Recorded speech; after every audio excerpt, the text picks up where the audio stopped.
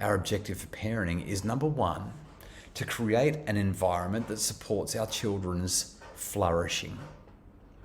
Supporting our children's flourishing. What does it mean to be flourishing? It's a process of developing and living your best life.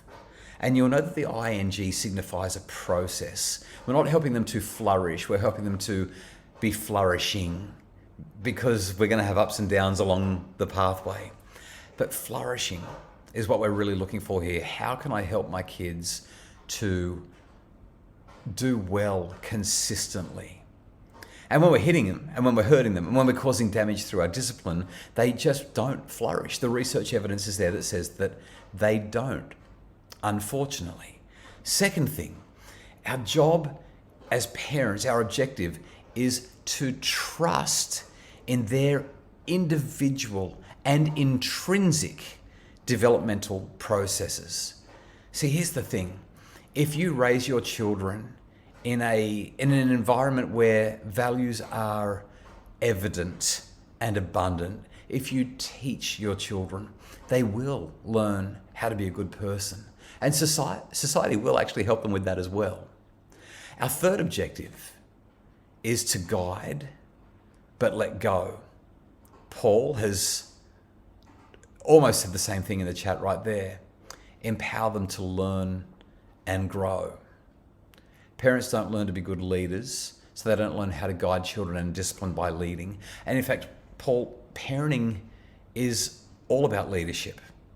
It's precisely what it is. There are so many different ways to lead. There is command and control leadership. And that's what most of the people who are losing the plot about discipline are advocating. It's all about command and control.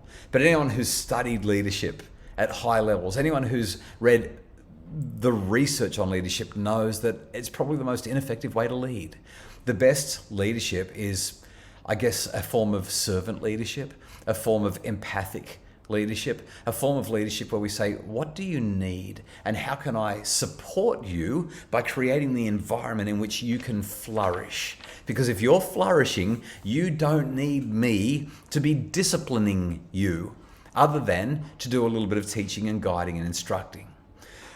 The average Australian parent, and this is where I'm going to flip the whole thing on its head, the average Australian parent thinks that the only way you can discipline is to do harm. You've all heard of the Hippocratic Oath. Doctors take a Hippocratic Oath. They say that they're going to do no harm to their patients. They're going to use their medical knowledge to help their patients to thrive, to find good health, to live well. That's the Hippocratic Oath. That's what they're working towards.